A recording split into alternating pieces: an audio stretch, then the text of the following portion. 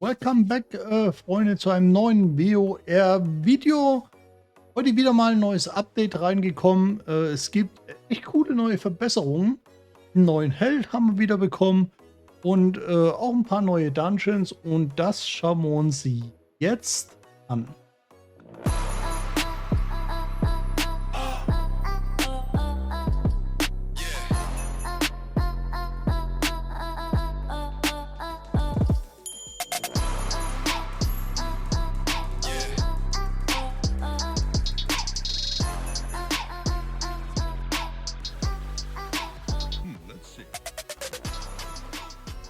Zum neuen Update, die Details zum Update, was es genau kommt, verbessert wird, das hatten wir ja schon in dem letzten Video angeschaut.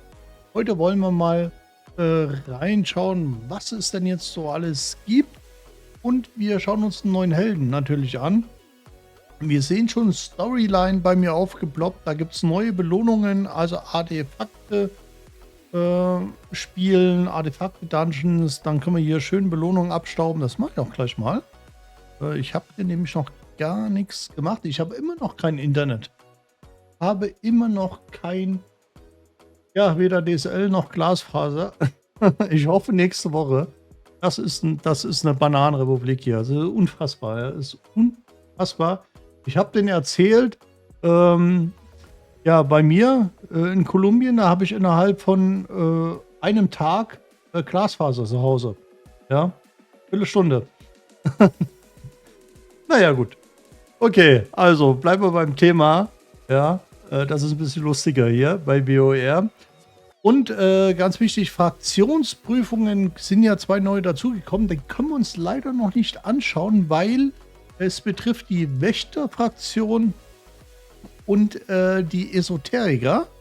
Das schauen wir uns dann in 2 Tagen an, wenn wir hier reinkommen. Zumindest bei den Esoterikern. Exklusives Artefakt, mythische Ausrüstung. Das ist nice. Da bin ich mal gespannt hier. Da muss ich aber jetzt einige spielen, um hier ranzukommen. Ja, auch neu dazugekommen. Ich bin gespannt. Ehrlich gesagt, ich habe die Fraktionsprüfung extrem vernachlässigt. Wie ihr ja seht, da muss ich mich mal demnächst ransetzen.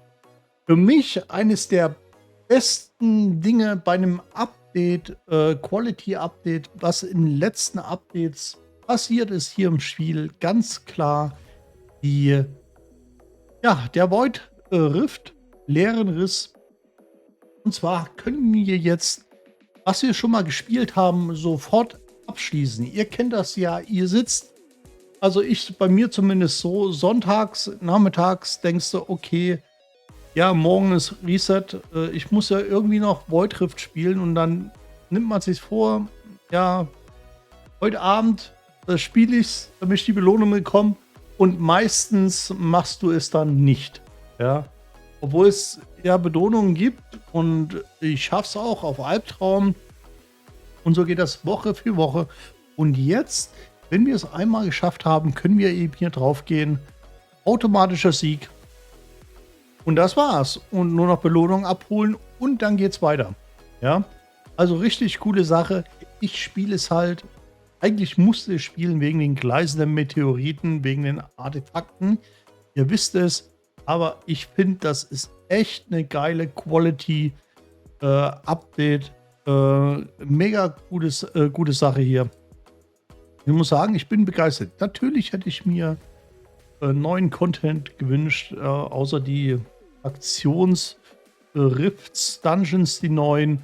Aber das Jahr ist noch jung, hat gerade erst angefangen. Ich bin gespannt, was da alles noch kommt. Aber das hier auf jeden Fall schon mal absolut top. Wir gehen gar nicht genau in die kleinen Details vom Update ein, weil wir schauen uns den neuen Helden an. Und dann kommt ein neues Event am Freitag mit Sadie. Die bekommt ein neues Artefakt. Können wir uns erspielen. Sadie, Heiler. Ja, ich spiele meine Sadie. Ich spiele sie, weil ich sie mehrfach erweckt habe. Aber so unter den Heilern muss ich sagen, ja, stinkt sie so ein bisschen ab. Ja, sie ist nicht so, sie könnte besser sein. Ich hoffe, dass sie irgendwann mal einen Buff bekommt. Wir schauen uns gleich mal meine schnell an. Auf jeden Fall, sie bekommt Artefakt flüsternder Anmut exklusiv. Beim Auslösen und Ende des ultimativen Skills wird einmal eine Heilung mit 150% des Heilungsmultiplikators ausgelöst.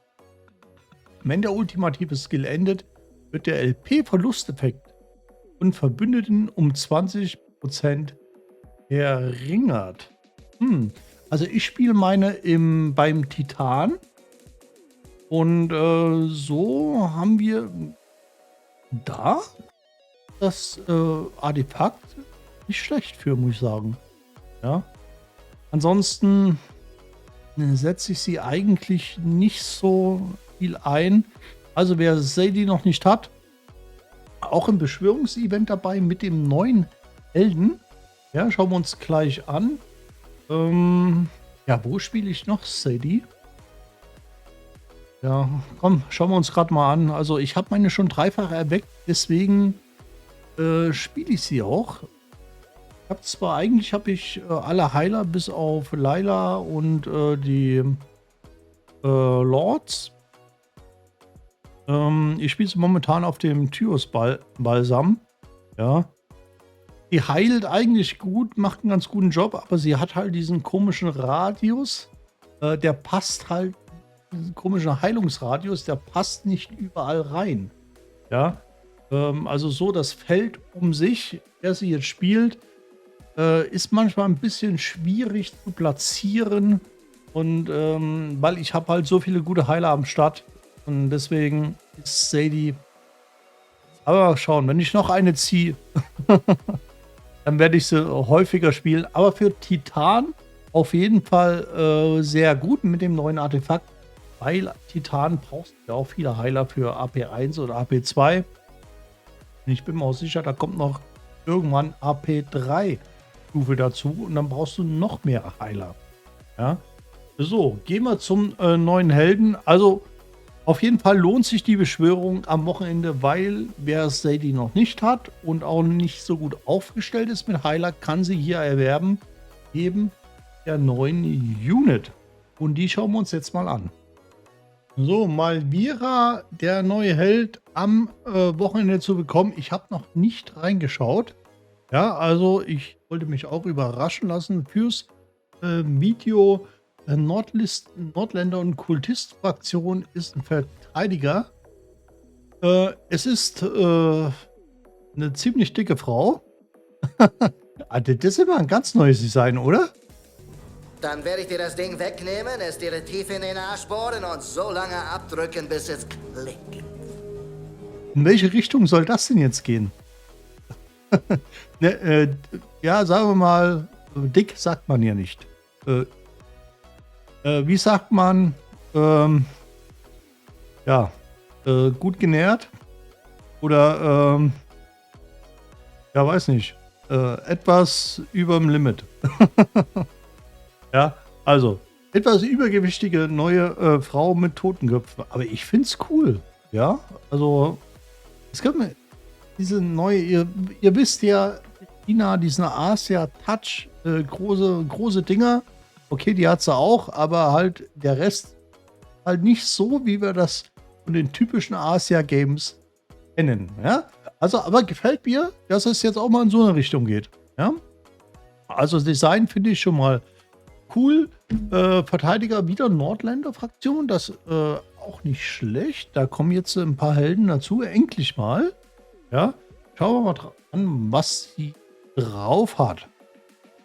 So, also Grundangriff bis zu 5 gegnerischen Zielen, 2 Felder vor sich. Great, okay. Dann der erste richtige Skill. Ist halt ein Magier, wie wir schon sehen. Magier Dev. Sehr weites Feld hat sie hier. Sehr hohes Angriffsfeld. Zieht bis zu 6 am weitesten entfernte gegnerische Ziele in Reichweite zum Helden. Hier schauen wir uns gerade mal. Ah, okay. Also sie zieht die Gegner an sich ran, wie mit einer Kette. Okay. Ziel in Reichweite zum Helden. Verbraucht dann alle Stapel von Verbitterung. Verbitterung, jeder Stapel reduziert den erlittenen Damage um 3%. Wenn der Zustand endet, stellt jeder Stapel 10% LP wieder her. Ja, es ist ja ein Verteidiger. Ein Damage-Dealer. Und fügt bis zu 10 gegnerischen Zielen in Reichweite 450% AOE-Damage zu. Ich bin mal gespannt, auf was sie skaliert.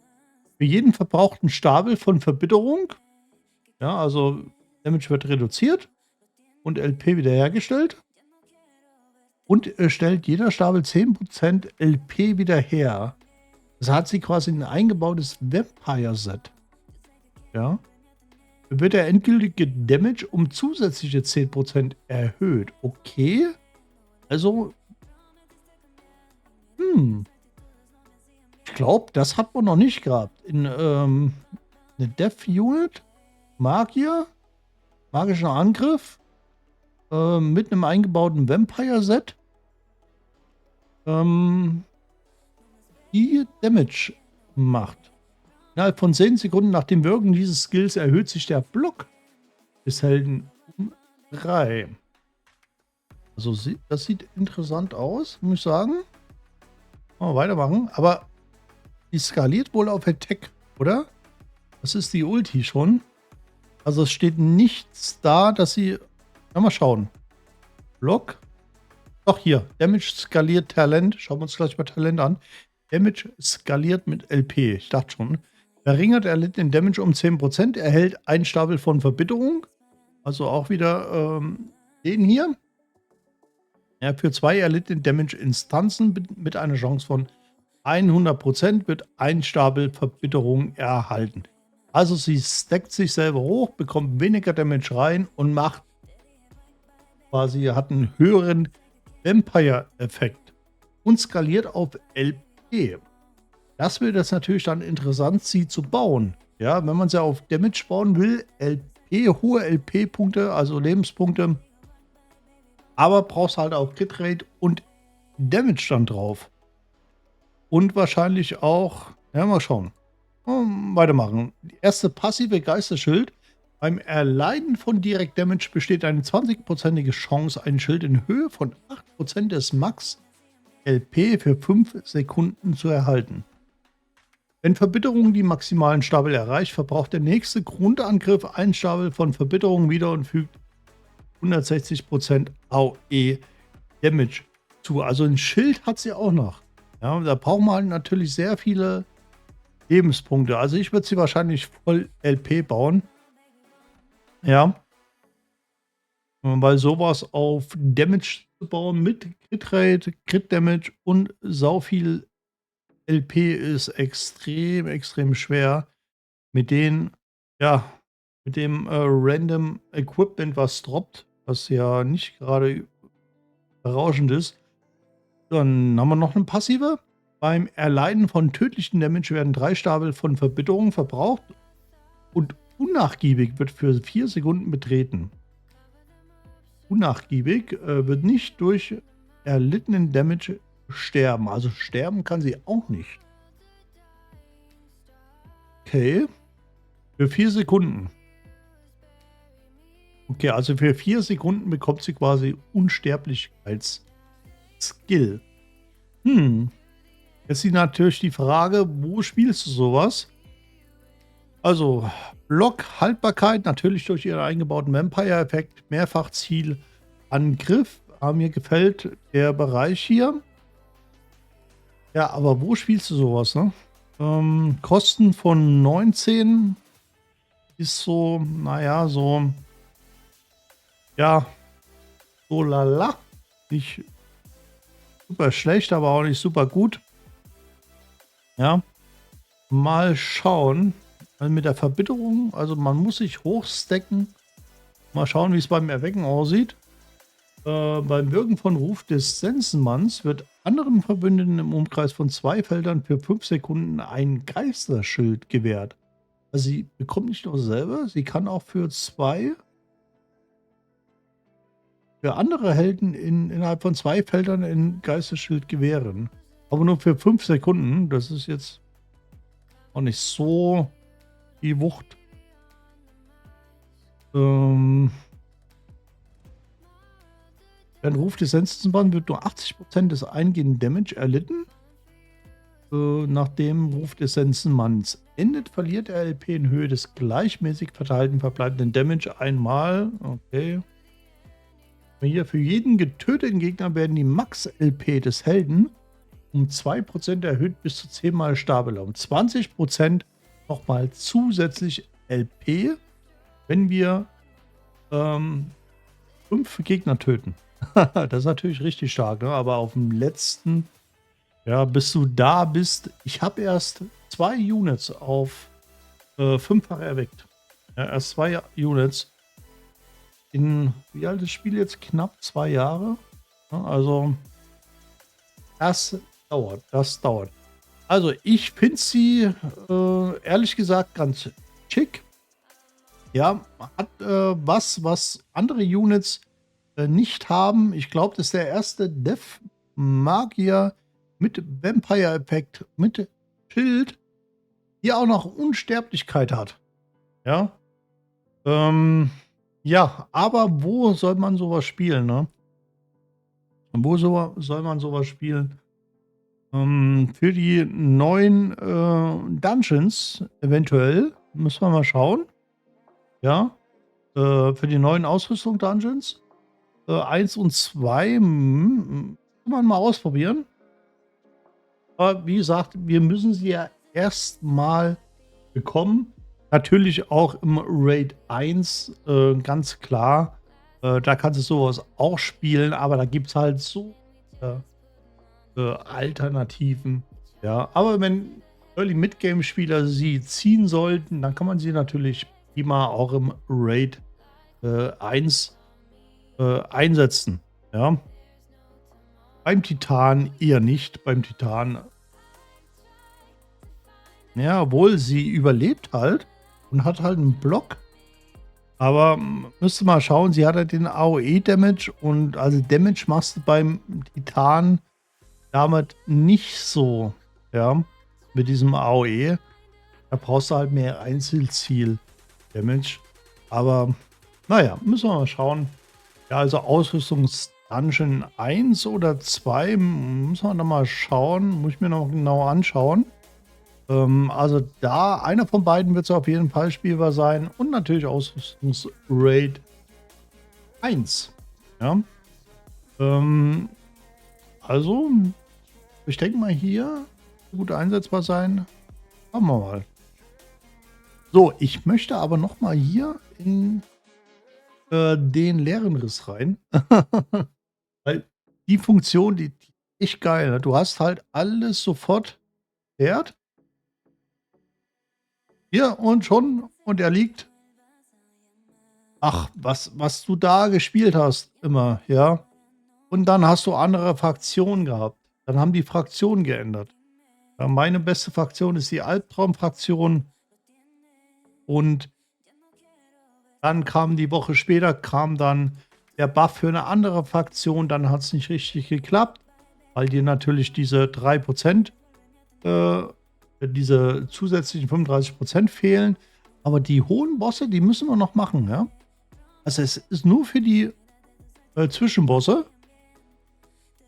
Ja, 31% ist der Endboss hier, ne? Haben wir alles ein? Ja.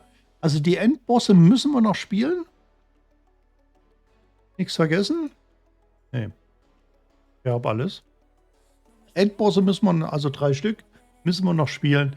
Sonst wäre es halt auch zu easy geworden. Ja, aber macht ja nichts. Ja, die 3 Bosse hast du eigentlich auch recht schnell gemacht. Hauptsache, das andere geht schnell. Ja, also das Update war nicht super groß, aber doch ein paar schicke neue Held und ein paar kleinere Quality of Life Verbesserungen. Also ich finde es eigentlich okay. Hinterlasst mir mal in den Kommentaren, was ihr darüber denkt. Oh, ich denke, diesmal ist es ganz gut geworden, aber wir hoffen natürlich auf das mega große Update, was hoffentlich bald kommt. Ja? So, das war's für heute. Wir sehen uns beim nächsten Mal. In diesem Sinne, keep on grinding. Euer Lobo.